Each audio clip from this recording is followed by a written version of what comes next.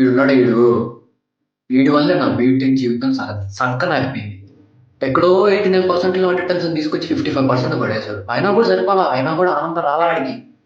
Ramya loves Pawan, మోక్ష loves చిట్టి, lucky loves పొట్టి. ఈ అమ్మ నీకంటే ఎక్కువ క్రింజ్ గా ఉన్నారా ఇలా? ఆ పెళ్ళి ఒక రీజన్ చెప్పమన్నా, ఎందుకు వదిలేకుందాం. నువ్వు ప్రేమించేదానికి ఒక్క రీజన్ ఏమో, నువ్వు బాగున్నావు, ఆ అమ్మాయికి నువ్వు నచ్చావు. కానీ నిన్ను వదిలేసి వెళ్ళిపోవడానికి అమ్మాయిలకి 100 రీజన్లు ఉంటాయి బ్రో. అయినా తప్పు నీది కాదురా. ఎవరైనా అమ్మాయి పరిచయం అవ్వగానే ఆ అమ్మాయి గుణగణాలు ఏంటో తెలుసుకోకుండా పక్కన ప్రేమించేసి ప్రపోజ్ చేసి అమ్మాయి యాక్సెప్ట్ చేస్తే 1-2 నెలలు వివత్సంగా తిరిగేసి మాట్లాడేసుకుని లాస్ట్ కి హర్ట్ అవుతారు చూడు. పోతావురా రే, అమ్మాయి కోసం ఫ్రెండ్ ఇగ్నోర్ చేసావంటే సంకా నాకిపోతావు.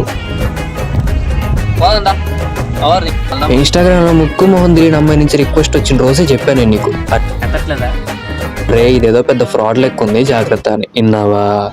ఏదో ఒకరోజు ఇన్స్టాగ్రామ్ లో ఒక ర్యాండమ్ అకౌంట్ నుంచి ఫాలో రిక్వెస్ట్ రాగానే అమ్మాయి ఎవరు, ఏంటి, ఎలా ఉంటుంది అని ఏం పట్టించుకోకుండా అమ్మాయి అయితే చాలు అని కరువు కుక్కలాగా అమ్మాయిని కలబడిపి నన్ను ప్రేమించు అని బట్టలు చింపుకొని మరి ఆ అమ్మాయిని ప్రేమించేస్తే ఆ అమ్మాయి టార్చర్ పెట్టుకోలేక ఈ ఫోర్స్ఫుల్గా వాడి ప్రపోజల్ యాక్సెప్ట్ చేస్తుంది.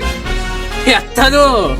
ఏ పిల్లని వదిలేసి వెళ్ళిపోయిన తర్వాత బ్లాక్ లో పెట్టకుండా ఉండదంటే పిల్లని కొత్తది ఇంత గుడిగేసి తెలుసా? నీ రిలేటివ్స్ ఎంత దొంగనా కొడుకులు అన్న విషయం నీకు ఎలాగైతే తెలుస్తుందో, అలాగే నువ్వు ప్రేమించే అమ్మాయి ఎలాంటిదన్న విషయం నీకంటే నీ ఫ్రెండ్కే బాగా తెలుస్తుంది. ఇక్కడ చూడు మాట్లాడుతున్నా. సామాన్యంగా అందరు నాకే ఎక్కువ దోలంటారు. నేను చేసే పనులకి, నేనుండే నా ఈ యొక్క సిచ్యువేషన్ కి తన్నే అందరు ఎదవ అంటారు. కానీ ఈ నన్ను మించిన ఎదవీడు నంబర్ 1 ఏ క్లాస్ థర్డ్ గడీడు.